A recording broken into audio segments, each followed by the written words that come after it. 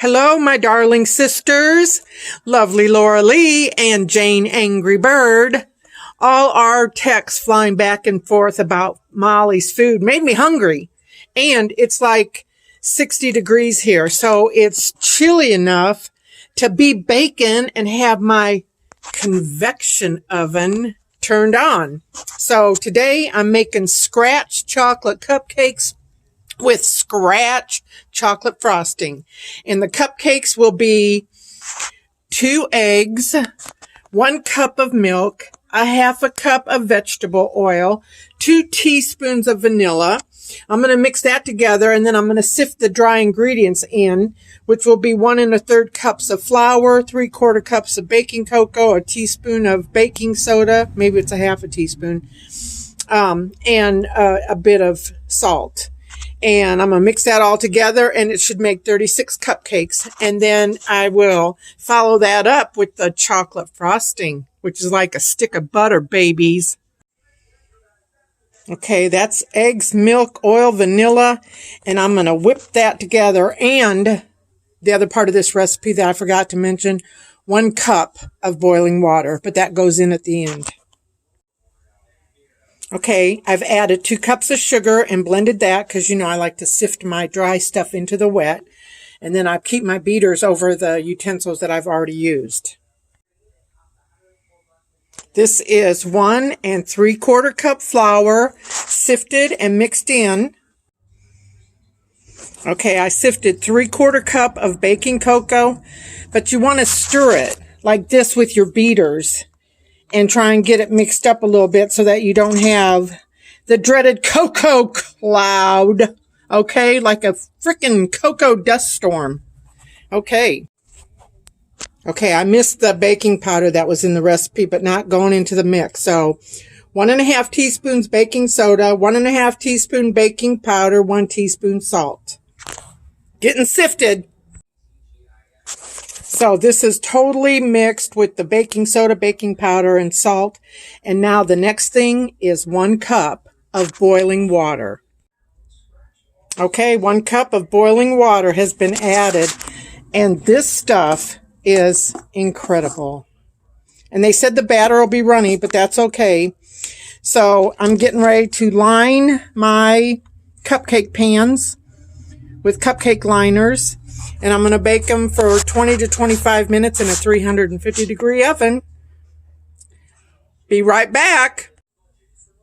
Okay, this is my next step. I can make a dozen cupcakes at one time. So this will be going in the oven 3 times to make 36. Is that right? Yeah, 12 times 3. Ooh, school is so far in my rearview mirror. I got to be careful when I use my brain cells. Okay, so paper, cupcake liners, batter, and this is a perfect spoon.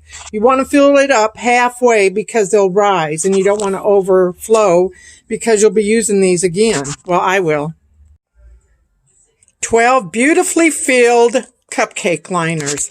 And it actually took 2 spoonfuls. And the batter is runny, so keep that in mind when you're pouring it into your cupcake liners. And of course, there were some drips, but I got them immediately. You don't want to bake your cupcakes with drips on the pan and turn that into another issue. And also, the recipe says 350 degree oven for 22 to 25 minutes. Well, I have a convection oven. And with the convection oven, you either reduce the heat for the same amount of time, or you keep the heat the same but add more time. So I will put these in for 15 minutes, turn them, and then bake them for another 15 minutes for a total of 30 minutes. So my convection oven is heating up. And the thing is, they say that you can put it in immediately. And I would rather wait until the light goes out and I know it's heated up. And then these will go in like this, next to each other. And I'll bake them for 15 minutes, and then I'll turn them and bake them for another 15.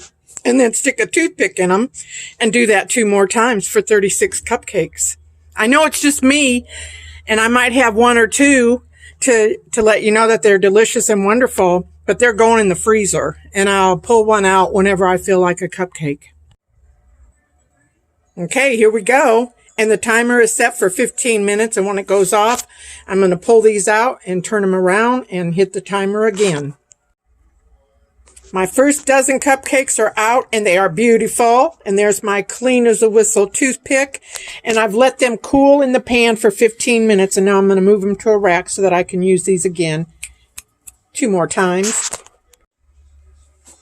Okay, getting ready to start the next batch, but I wanted you to know that I like to take a cupcake and check it out before it's frosting just to see how it tastes. So I'm getting ready to take a bite.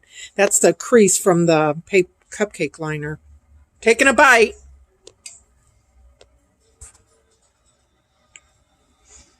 Oh my God. These are moist with a little crunch on the top. And so chocolatey. I mean, you know it's a good cupcake if it's good without frosting. So yay. On my way to make 24 more. So, I may have miscalculated how much I love scratch chocolate cupcakes. So, and I ate 3 because they were so moist and delicious. So there's a full dozen. So 2 dozen. 26 minus 3. I got 23 cupcakes that are going to go in the freezer, but they won't be frosted. I'll make the frosting and frosting a cupcake or 2, and then they'll go in the freezer. And when I want a cupcake, I'll just take it out and frosting it and eat it frozen or microwave it, whatever I want, because I'm the boss of me. Okay, there's my beautiful cupcakes.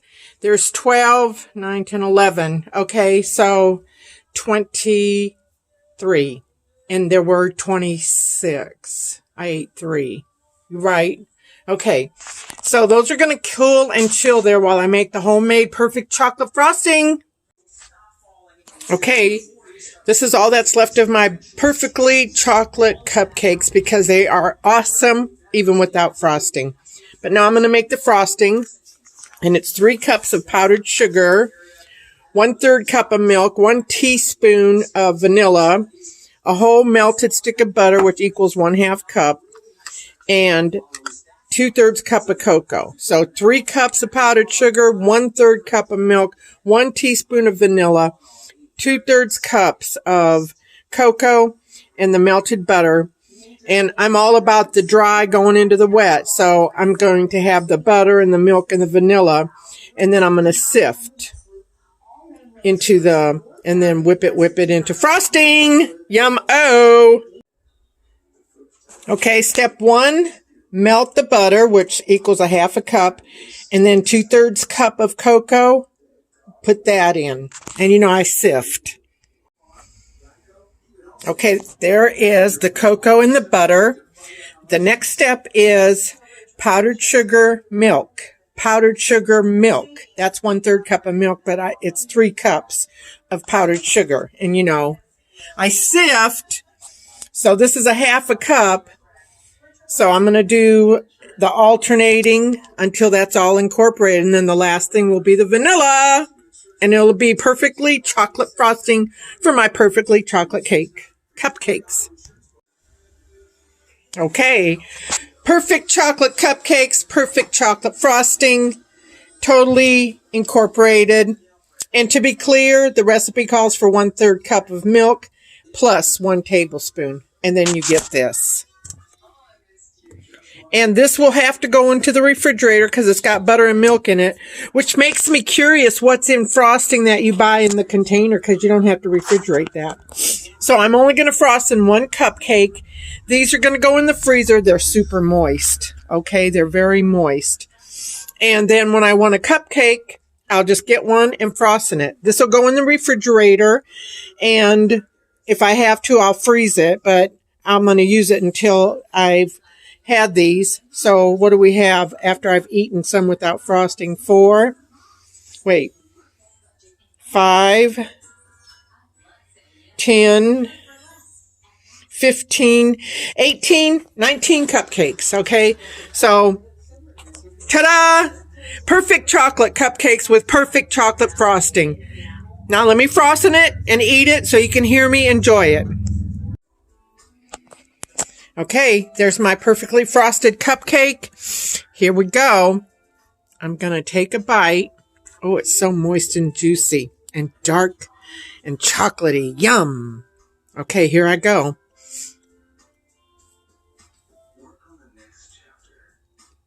Mmm. Mmm. Oh my God. Mmm. Oh, that frosting. Oh, that cupcake. Mmm. This would go awesome with a nice espresso black or a glass of ice cold milk or a nice Chianti or port or a beautiful red wine that's been breathing. All right, my darlings. Bon appetit!